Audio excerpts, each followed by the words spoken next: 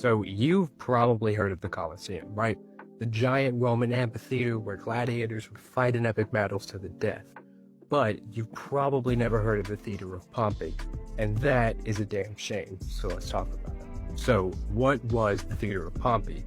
Well, long before the Colosseum was hosting mock naval battles, the Theater of Pompey was pulling the hard carry for Roman entertainment. Way back in the 1st century BC, Roman badass Gnaeus Pompeius Magnus, better known as Pompey the Great, was making a career out of military precision during Sulla's civil war, rising to the rank of general before eventually being elected consul for the first time in 70 BC, of which he would be elected twice afterwards. Built during his second consulship, the Theater of Pompey was far more than just a theater. It was a statement to the Roman people.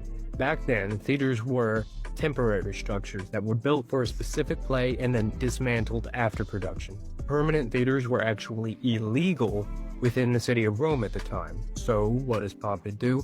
He built his theater just directly outside of the legal boundaries of the city.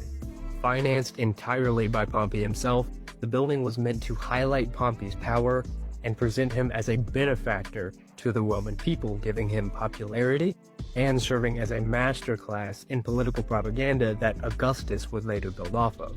Completed in 55 BC, it was the first permanent theater in Rome and even housed multiple smaller buildings inside of it, including the theater itself, the portico, which was a courtyard with arts and sculptures, the Curia Pompeia, which served as a meeting place for the Senate, and even a temple to Pompey's patron goddess, Venus Virtrix, at the very top. In the following years, Pompey would form an informal political alliance with Crassus, the richest man in Rome, and our favorite fast food pizza mascot, Julius Caesar, that would shake Rome to its very core. The rivalry between Pompey and Caesar sparked a civil war that devastated Rome, ultimately leading to Pompey's defeat and eventual beheading when he trusted the wrong pharaoh. After Pompey's death, Caesar would use his theater to celebrate his triumph over Pompey's forces in Africa, and just a few years later, he would be assassinated in that very building, specifically in the Curia Pompeia.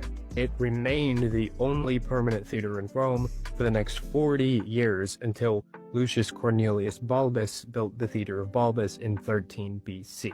Unfortunately, very little of the original structure remains today, as much of it was quarried for stone to build other projects during the Middle Ages.